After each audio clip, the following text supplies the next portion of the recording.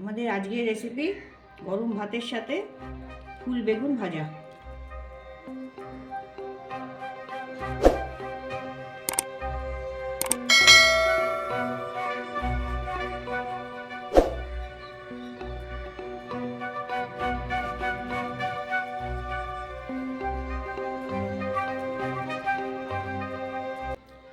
এগুলো সজনে ফুল, এগুলো প্রথমে বেছে পরিষ্কার করে নিতে হবে। বেছে এইগুলো ডালগুলো থাকে বা পচা ফুল আছে, সেগুলো সব বেছে এগুলোকে ফেলে দিতে হবে, পরিষ্কার করে ধুয়ে নিতে হবে।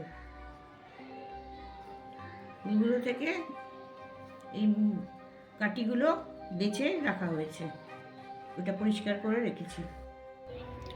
ফুল বেগুন ভাজার জন্য ওভেনে কড়া বসিয়ে কড়ায় 3 চামচ মতন সাদা তেল দিয়ে দিলাম।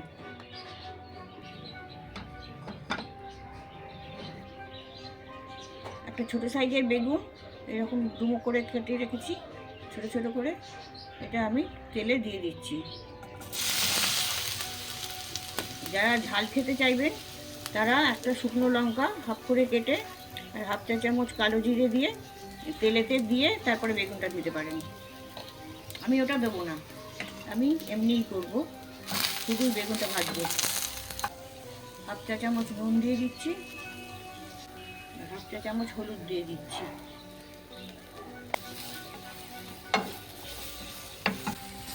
বেগুনের তেলটা একটু বেশি লাগবে, আর একটু তেল দিয়ে দিচ্ছি, এটা বেগুনটা তাড়াতাড়ি ভাজা হয়ে যায়।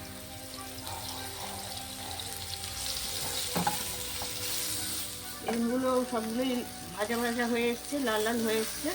এবার আমি এগুলোকে একটা থালায় তুলে নিচ্ছি। কড়ায় আবার একটু তেল দিয়েছি। এবার আমি যে সজনে ফুলগুলো বেঁচেছিলাম সেগুলো ভালো করে পরিষ্কার করে ধুয়ে নিয়েছি। ফুলগুলো এবার আমি তেলে দিয়ে ভাজবো। এই ফুলগুলো খুব উপকারী। এই শীত চলে যাওয়ার পর সিজন চেঞ্জ হয়, সেই সময় নানা রকম সর্দি কাশি জ্বর নানা রকম সংক্রামক রোগ আসে, সেগুলো প্রতিষেধক করে। তাছাড়া এতে নানা রকম ভিটামিন আছে, vitamin B1, B2, calcium, magnesium আর সামান্য প্রোটিনও পাওয়া যায়। সেগুলো শরীরের পক্ষে খুব উপকারী। সেজন্য এই সময় এই ফুলগুলো খাওয়া খুবই দরকার, তাতে শরীর ভালো রাখে। ফুলগুলোতেও সামান্য নুন দিয়ে দিচ্ছি, সামান্য হলুদও দিয়ে দিলাম।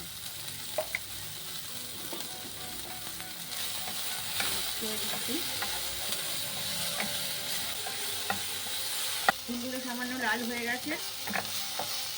এবারে আমি যে বেগুনগুলো ভেজে রেখেছিলাম সেই বেগুনগুলো মিশিয়ে দিচ্ছি এর সাথে, একটু ভালো করে ভেজে নেবো যাতে এটা ভালোভাবে মিশে যায়। এটা গরম ভাত দিয়ে খেতে খুব ভালো লাগবে।